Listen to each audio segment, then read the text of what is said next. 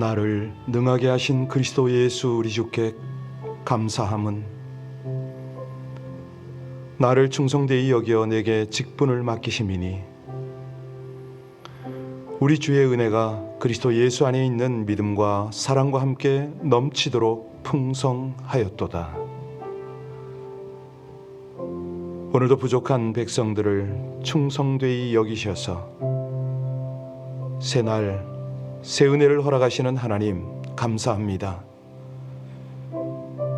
건강한 모습으로 새날을 맞게 하신 것이 감사한데 무엇보다도 하나님이 우리 아버지가 되셔서 말씀과 은혜와 능력으로 이 백성들의 삶을 이끌어 주심이 감사입니다. 마지막 날 우리 하나님의 즐거움에 참여할 때까지 이 땅에서 우리 하나님의 음성을 사모하고 듣고 따르며 끝까지 충성케 하여 주시옵소서. 예수님 이름으로 기도하옵나이다. 아멘. 어제는 느닷없이 그런 생각이 들었어요.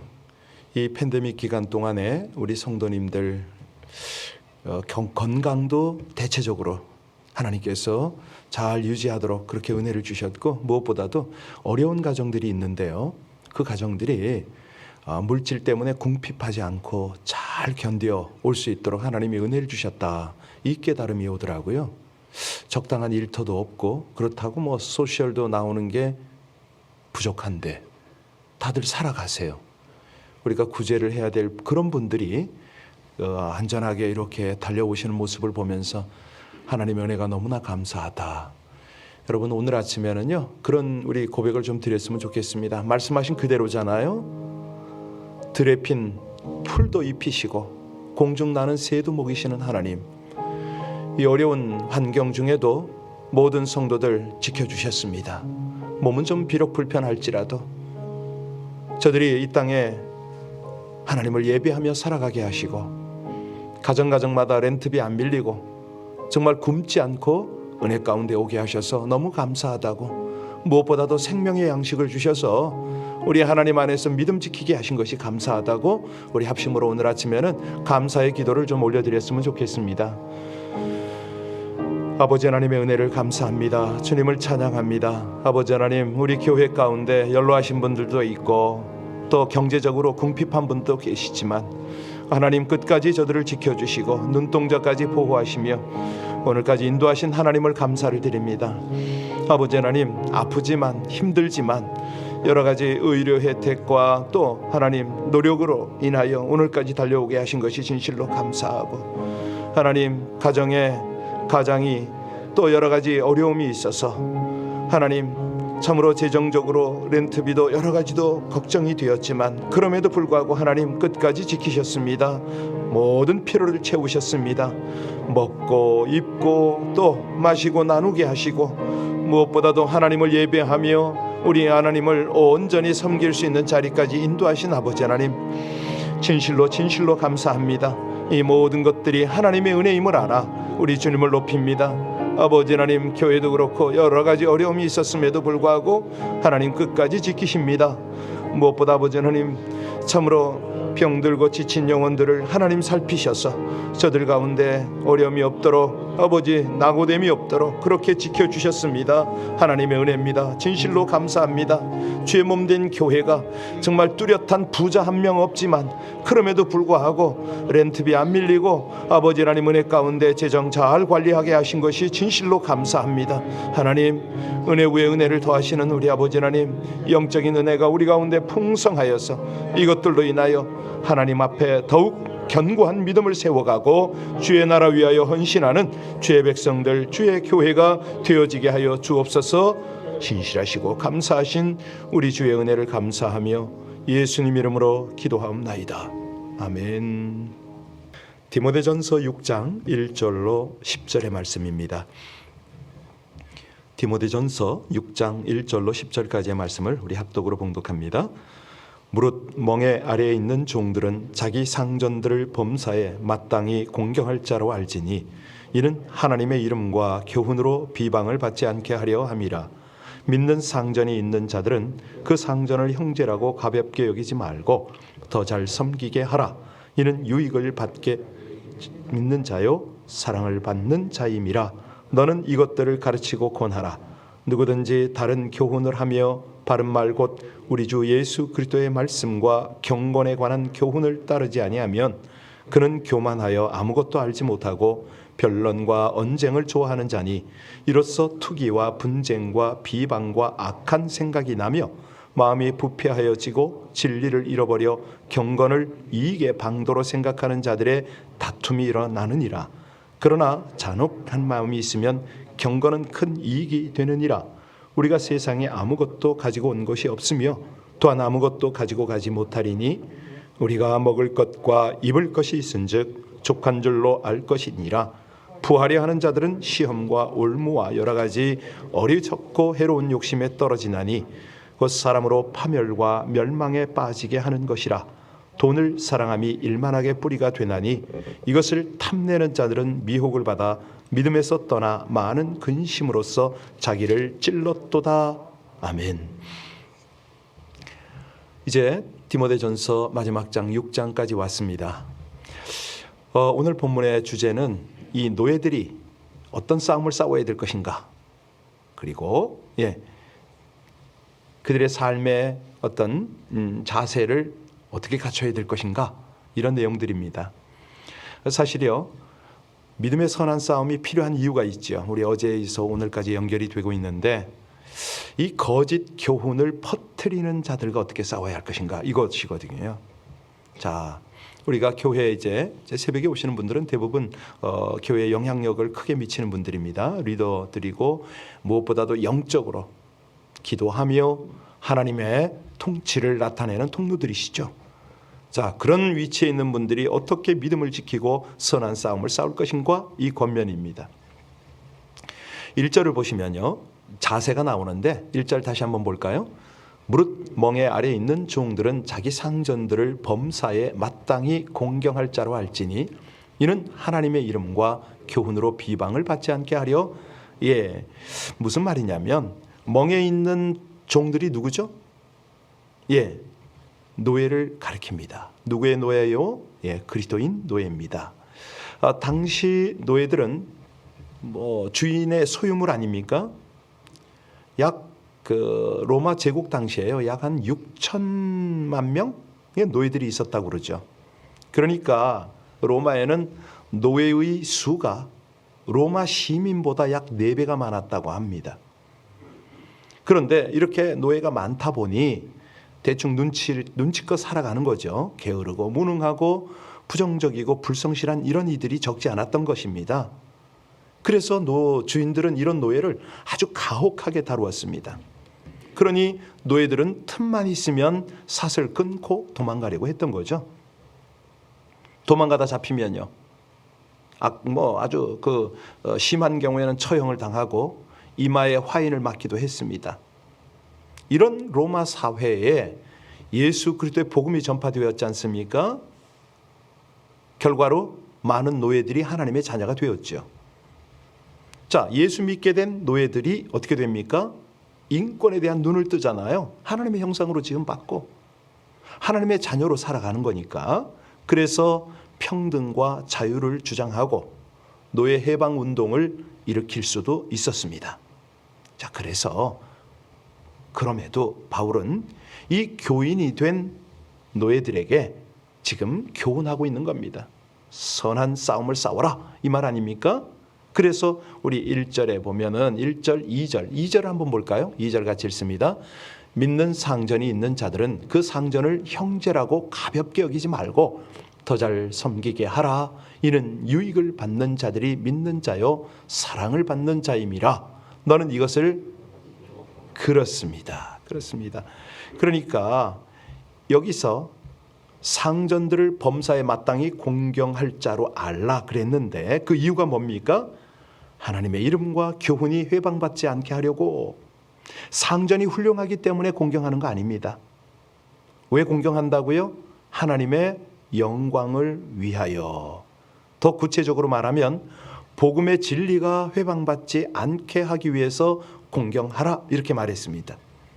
만일 예수 믿는 노예들이 상전에게 반항하고 사회 질서를 파괴했다면 어찌 되겠습니까? 하나님의 이름이 모욕당하고 이 기독교는 사회 질서를 파괴하는 종교다. 뭐 국가를 전복시키려는 불온 단체다. 탄압받겠죠. 복음 전파의 길이 막히겠죠. 그래서 여기 바울 사도는 종들은 범사의 상전을 마땅히 공경할 자로 알고 섬겨야 한다. 이렇게 정의를 하고 있습니다. 그런데 요즘 이 말씀이 어떻게 적용되어야 되느냐? 요즘은요, 옛날처럼 노예 제도가 없습니다. 그렇지만 현대 노동자들은 시간제 노예 생활하는 것과 다를 바가 없지요. 특히 미국 같은 경우에는 시급을 주잖아요. 시간당 이 목표, 이 일을 이렇게 해내라 이거 아닙니까? 그래서 직장에서 과중한 업무로 많이 스트레스를 받습니다. 그렇다고 먹고 살려니 직장을 그만둘 수도 없지요. 그렇다면 우리 그리스도인 노동자들은 어떻게 해야 하는가? 오늘 본문을 적용할 수가 있겠죠. 예를 들어서 늘 불평만 하고 맡겨진 직무를 게을리 할 것이냐? 아니면 더욱더 열심히 할 것이냐? 직장에서 유능한 모범사원으로 본을 보일 것이냐? 그리스도인 직장인들은 어떻게 영향력을 발휘할 것인가? 이런 것들이 오늘 본문의 도전들이 됩니다. 2절을 다시 한번 자세히 보세요. 여기 보니까 믿는 상전이 있는 자들은 그 상전을 형제라고 경히 여기지 말아라. 그러니까 상전이 예수 믿는 동료 신자일 수도 있잖아요. 아니면 뭐 요즘 같은 경우에는 직장에 갔더니 사장이 아니면 뭐 내 상전이 윗 상급자가 이제 막 초신자다 뭐 이럴 수도 있고 뭐 여러 가지 경우가 있습니다. 이럴 경우에 어떻게 해야 되느냐? 적용해야 되겠죠. 아니 사장이 저 양반이 믿는 분이니까 나를 이 정도는 봐주겠지. 소홀히 대할 수도 있다 이런 뜻 아닐까요? 바울 사도는 믿는 형제를 상전을 형제라고 경히 여기지 말라 그랬습니다. 그러니까 믿는 상전을 모시는 종들은 더욱더 잘 섬기게 하라. 뭐 이런 건 우리 그 한국의 초대교회 예가 참 많습니다. 이 주인과 머슴이 함께 예수를 믿었는데 머슴이 먼저 장로가 된 아시나요? 그 이자 누구죠? 그분. 근데 그 주인이 아주 나중에 자기 머슴을 장로님으로 모시고 까지 잘한 케이스도 있는데 그게 그냥 되는 건 아니죠. 아주 그냥 주인을 감동시킨 그런 모범적 신앙생활 때문에 그러지 않았겠습니까? 자, 여하튼 간에 그러면 바울은 노예제도를 찬성했느냐? 아닙니다. 바울은 노예제도는 폐지되고 정치적 자유와 사회적 정의가 수립되어 가야 한다. 이걸 알고 있었어요. 그렇다고 당시 노예제도를 뭐 부정하거나 불법 파업을 선동하지도 않았습니다. 여기서 오늘 가만히 보면은 이 그리스도인 종으로서 상전을 마땅히 공경할 자로 알고 믿는 상전을 더 잘 섬겨라. 이를 통해서 하나님의 이름을 높이고 예수의 복음이 온 세상에 전파되기를 바란다. 하나님의 마음을 그대로 전한 거죠. 사실요, 이 어떤 영향력은 오래 갔습니다. 뭐 아시겠지만 유럽의 노예제도가 오래 갔죠. 18세기까지 영국에도 많은 노예가 있었습니다. 그런데 옥스퍼드 대학을 중심으로 해서 웨슬레 운동이 일어나면서 아주 그 전 국민적 회개 운동이 일어났잖아요. 그러니까 이 국민들이 형제를 가지고 인간의 존엄성에 대한 인식이 높아졌고 그렇게 되니까 노예제도의 기초가 무너지죠. 노예들의 인권과 지위가 향상이 되어서 미국같이 노예전쟁 없이도 노예 문제를 해결한 나라가 영국입니다. 하여튼 이 복음 안에 들어가서 제대로 믿음 생활을 하면 이게 없어지는 것이죠. 자, 바울은요 폭력으로 노예제도가 폐기되기를 원치 않았습니다. 주인과 형제 사이에 종 사이에 형제가 나오고 그리고 사랑과 신뢰의 관계가 형성이 되면서 자연스럽게 이 사회에 어떤 변혁이 일어나기를 그렇게 기대했습니다.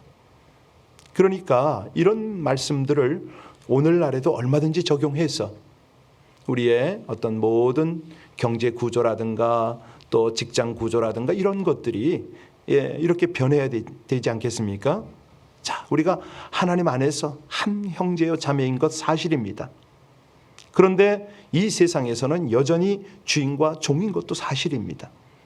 그래서 우리가 신자가 되었다면, 신자의 생활을 한다면 이 땅에 있는 상전들에게 충성을 해야 된다. 믿는 상전 모시고 있는 사람은 더욱더 잘 섬겨야 한다. 이것을 분명히 하고 있습니다. 이제 3절과 4절을 볼 텐데요. 왜 이게 잘 안 되느냐? 한마디로 이 거짓 교사들의 허영과 탐욕을 경계해야 된다. 재물에 미혹되지 말아야 된다. 자족하는 마음이 있으면 얼마든지 이러한 경건한 삶을 살 수 있다라고 분명히 얘기를 합니다. 우리 3절과 4절 같이 봉독합니다. 누구든지 다른 교훈을 하며 다른 말 곧 우리 주 예수 그리스도의 말씀과 경건에 관한 교훈을 따르지 아니하면 그는 교만하여 아무것도 알지 못하고 변론과 언쟁을 좋아하는 자니 이로써 투기와 분쟁과 비방과 악한 생각이 나며. 여기 보니까요, 당시 거짓 교사들은 이 바른 말에 여기에 집중하지 않습니다. 허탄한 말, 그냥 허공을 두드리는 그런 어떤 이상한 자기들의 어떤 교리를 가지고 행했죠. 그러니까 우리 예수님의 말씀과 경건에 관한 교훈을 너무 우습게 여기고 외면했습니다. 왜? 교만하니까, 변론만 좋아하니까. 여러분, 빈 깡통이 요란하잖아요. 이 거짓 교사들은요, 진리에 대해서 아는 것도 없으면서 많이 아는 것처럼 허풍을 떱니다. 그러니 쓸데없는 변론과 언쟁만 일삼는 거죠. 왜? 이 사람이요, 사람들에게 관심을 끊고 인정받고 뭐 인기를 얻으려면 밑도 끝도 없는 말장난을 하잖아요. 말잔치를 하죠. 자, 이러한 말싸움이 결국은 어떻게 되느냐? 5절입니다. 5절 같이 보겠습니다. 마음이 부패하여지고 진리를 잃어버려 경건을 이익의 방도로 생각하는 자들의 다툼이 바로 이렇습니다. 이 변론과 언쟁은 투기와 분쟁과 회방과 악한 생각, 이게 이제 일어나게 하는 거죠. 그러니까 악의입니다. 비방을 해요. 인격을 모독하고 상대방을 어떻게 하면은 그냥 이제 밟아가지고 내가 드러날까 뭐 이런 거예요. 그러니까 이런 부패함은 진리를 다 잃어버리는 거잖아요. 심지어 지금 6장까지 계속 강조하는 게 경건인데 이 경건을 자기의 어떤 이 이익의 재료로 삼는 이런 모습이라는 거죠. 그러니 그 속에는 다툼밖에 일어날 게 뭐 있느냐? 실제로요, 그 헬라에는 소피스트라고 있었습니다.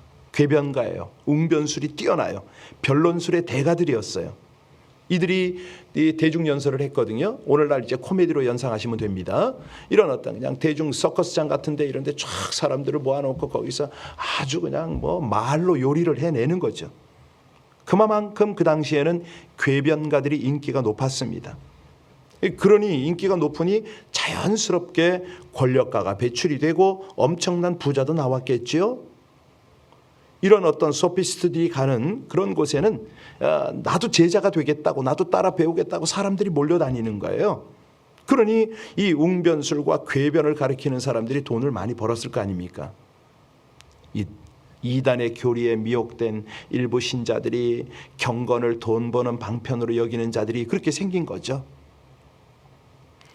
그래서 우리가 이런 것들을 참 조심해야 되는데요. 이 변론을 일삼는 그런 것들은 영혼에 이 병이 들었다 이렇게 볼 수가 있거든요. 그러니까 경건을 나의 어떤 수단으로 삼는 이런 사람들은 싸움꾼들이죠. 자, 6절 볼까요? 이런 것들을 어떻게 이겨낼 수가 있느냐? 같이 읽습니다. 그러나 자족하는 마음이 있으면 경건은 큰? 여러분, 자족하는 마음이 무슨 마음입니까? 만족할 줄 아는 마음 아닙니까? 이 말은 그 스토아 철학의 아주 큰 표 중에 하나였는데요. 자족하는 마음은 외부 사정에 관계없습니다. 마음의 평화를 누리는 거죠. 다시 말하면 행복의 비결입니다. 제가 좋아하는 우리 최춘선 목사님이라고 계세요. 이분이 한국에는 맨발의 천사, 이 거리에 맨발로 다니면서 복음을 외쳤던 할아버지로 통하는데 실제는 목사님입니다. 이분이요 저한테 영향을 많이 미쳤어요. 이분이 한 말 중에 제가 즐겨 따라하는 말이 있습니다. 1등 부자가 누구냐? 1등 부자가 누구죠? 예, 세상에 부러울 것이 없으면 1등 부자다. 이런 말을 해요. 맞네. 이게 자족하는 마음이거든요. 부러운 게 없어요. 예, 돈이 부럽나? 예, 뭐 심지어는 건강이 부럽나? 아무것도 안 부럽다는 거예요. 자족한다는 거죠. 만족한다는 거죠. 내가 이 상황에서. 그러면 그 사람이 바로 1등 부자라는 겁니다.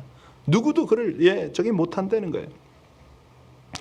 그래서요, 이 만족할 줄 아는 마음이 있는 사람은 경건에 큰 이익이 있다. 경건 생활할 수 있다는 거 아닙니까? 그렇죠? 예, 이것이 경건의 지름길이다. 이렇게 가르칩니다. 4장 8절에 이미 보고 넘어왔는데요. 경건은 범사에 유익하니 금생과 내생에 약속이 있다. 그러니까 셰익스피어도 그런 말을 했는데요. 만족은 최대의 재산이다. 이런 말을 했거든요. 자족하는 마음이 있는 경건이 참된 경건이요. 그런 경건이 범사에 유익하다. 왜냐하면 자족하는 마음이 없을 때는요, 물질에 대한 탐욕에서 벗어날 수가 없어요. 그러니까 뭐 물질뿐이겠습니까? 정욕에다가 모든 것이죠. 그러니 경건 생활이 어렵다는 것입니다. 자, 우리 7절과 8절을 보겠습니다. 같이 읽습니다. 우리가 세상에 아무것도 가지고 온 것이 없음에 또한 아무것도 가지 못하리니 우리가 먹을 것과 입을 것이 있은즉 족한 줄로 할렐루야. 정말 그렇잖아요. 우리가 적신으로 아무것도 가지고 온 것이 없습니다. 세상 가지고 뭐 올 때는 그냥 주먹을 쥐고 태어난다면서요. 갈 때는요, 자 펴고 간다는 게 나 빈손으로 간다. 예. 우리가 빈손으로 왔다가 빈손으로 가는 존재거든요. 그래서 그러잖아요. 수의에는 뭐가 없다? 주머니가 없다. 네, 알몸으로 왔다 알몸으로 간다는 거죠. 그래서 먹을 것 입을 것 있으면 족한 줄로 알라. 여러분, 개나 짐승들은요, 아무리 맛있는 것 갖다 줘도 배부르면 안 먹습니다. 그런데 인간들은요, 배불러도 계속 먹습니다. 왜요? 인간의 내면에 탐욕이 자리 잡고 있기 때문에. 그러면 짐승보다 낫다 못하다? 제가 말 못하겠어요. 여러분이 대답하세요. 우리 신자들은요, 먹을 것과 입을 것 있으면 자족할 줄 알아야 되는데, 이 말이요, 결코 가난하게 사십시오 이 말이 아닙니다. 가난해야 뭐 이런 즐거움을 느낍니다, 이거 아니에요. 그러니까 탐욕에서 벗어나라 이 말입니다. 그럴 때 참 자유를 누리고 살 수 있다 이 말씀 아닙니까? 그러니까 인간의 행복은 소유의 양에 달려 있는 게 아니고요, 참된 행복은 재물의 풍요함에 있는 것이 아닙니다. 자족하는 마음이 있으면 온 세상을 내가 자족할 줄 모른다. 예를 들어서 그러면 온 세상이 다 내 거다. 만족합니까? 만족 못하죠. 못합니다. 먹을 거 있어도 더 맛있는 거, 더 고급을 찾겠죠. 만족 안 됩니다. 감사할 줄 모릅니다. 끊임없이 상대적 빈곤에 사로잡혀서 슬퍼하고 절망하고 불행해하는 게 인생이거든요. 그런데 스스로 만족할 줄 아는 사람은요, 물질의 탐욕에서 벗어나잖아요. 그러니까 영혼들을 바라보게 되고 사람 사랑하게 되고 하나님과 영적의 깊은 사귐의 단계, 참된 경건에 들어가는 거죠. 9절 볼까요? 자, 9절 같이 읽습니다.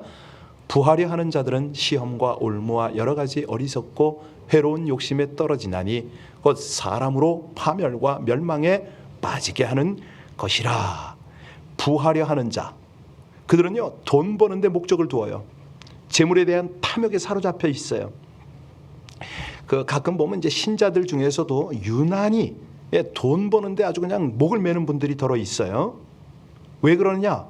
재물에 대한 탐욕에 사로잡혀 있기 때문에 그러죠. 이 집착을 하면 안 된다는 거 아닙니까?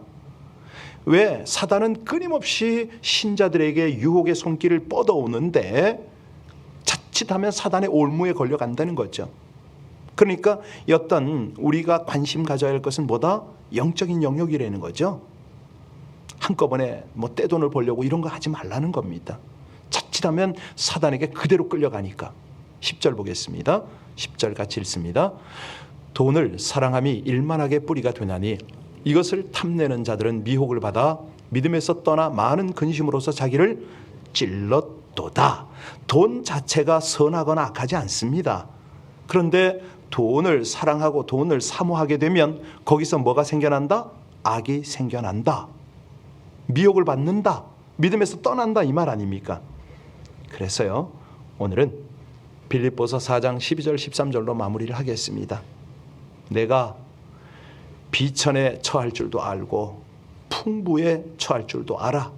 모든 일에 배부르며 배고픔과 풍부와 궁핍에도 어떤 비결을 배웠노라? 일체의 비결을 배웠노라. 내게 능력 주시는 자 안에서 내가 모든 것을 할 수 있느니라. 기도하시겠습니다. 경건한 삶을 받으시고 은혜 베푸시는 하나님, 믿음을 지키고 선한 싸움을 싸울 수 있도록 말씀과 경건을 회복토록 교훈하심을 찬양드립니다. 물질 만능 시대를 살아가는 저희이기에 물질의 유혹에 빠져 말씀과 경건을 소리하며 살고 있음을 고백합니다. 어떤 능력보다 귀한 진리와 자족의 능력을 깨닫게 하시오니 물질에 자유롭지 못하고 복음보다 다른 가르침에 귀 기울이지 않도록 저희에게 은혜와 능력을 더하여 주시옵소서. 교만과 영적 타락, 세상 욕심과 정욕에 빠지지 않고 진리 안에서 자족하는 마음으로 살아갈 수 있는 은혜를 간구합니다. 탐욕 때문에 고통 속에 사는 것보다 주어진 것으로 자족하며 감사하게 하여 주시옵소서. 자족함으로 기쁨과 평강을 누리게 하실 우리 주 예수님 이름으로 기도하옵나이다. 아멘. 이 가사가 좀 와 닿으셨습니까? 예. 이 세상 온갖 시험 내 마음을 흔들고 저 악한 원수들이 안팎에 있으나 주 나를 돌보시사 내 방패가 되시고 내 옆에 계신 것을 내가 늘 알기를 원합니다. 이거 아니에요? 여러분, 그 각 가정에서 지금 새벽 예배를 함께 온라인으로 하시는 분들도 그렇지만 우리 본당에서도요, 새벽 예배의 진미가 깊은 기도잖아요. 깊은 기도에 몰입하기 위해서는 첫 번 기도를 열어갈 때 소리를 내는 게 필요합니다. 왜냐면요, 이 잡념이 생기지 않고요, 이 기도가 다른 방향으로 흘러가지 않도록 잠깐 소리를 내시기 바랍니다. 소리는 우리의 영을 열어갑니다. 아침에요, 세상을 이기는 것이 자족함입니까, 하나님? 그러면 제가 하나님 한 분만으로 자족할 것입니다. 소리를 내서 우리 함께 기도에 들어갈 텐데, 여러분, 오늘 나라 민족, 특별히 우리 이 미국 땅을 위해서 많이 좀 기도해 주십시오. 듣기에 또 여러 가지 또 사정들이 있네요. 팬데믹이 또 올 수도 있다고 하는데 우리 하나님이면 됩니다. 우리 다른 것보다 세상의 두려움과 염려와 부러움을 바라보는 것이 아니라 오직 하나님 바라보고 하나님 한 분이면, 복음이면, 말씀이면 저는 만족입니다. 함께 이 아침에 합심으로 간절히 기도 올리겠습니다. 아버지 하나님, 하나님의 은혜로 이 아침이 밝았음을 고백합니다. 하나님의 말씀을 따라 자족함을 우리 모두 속에 풍성하게 가지기를 간절히 원하여 아버지 하나님 앞에 간절히 기도합니다. 하나님, 각 가정과 본당에서 기도하는 모든 분들의 입술을 열어주옵소서. 저들의 영혼을 열어주시옵소서. 주님 앞에 간절함으로 기도하며 더 가까이 나가는 저희들 되게 하시기를 간절히 원합니다. 할렐루야. 은기와 영광을 받으시기에 합당하신 아버지 하나님, 귀한 당신의 백성들을 통하여 하나님의 크신 능력, 크신 위로, 크신 소망이 우리 가운데 충만하길 원하여 간절히 기도합니다. 하나님, 기도에 몰입할 수 있도록 우리의 기도를 방해하는 모든 생각까지 사로잡아 하나님 앞에 복종시켜 간절히 더 깊이 더 감사함으로 기도하는 이 아침이 되어지게 하여 주시옵소서. 하나님 감사합니다. 찬양합니다. 영화로우신 아버지 하나님, 주의 백성들이 이 아침에 하나님께 더욱 친밀하게 다가가서 더 가까이 다가가서 하나님 본전 앞에 간절함으로 기도하길 원합니다. 할렐루야. 은혜 위에 은혜를 더하시는 하나님을 찬송합니다.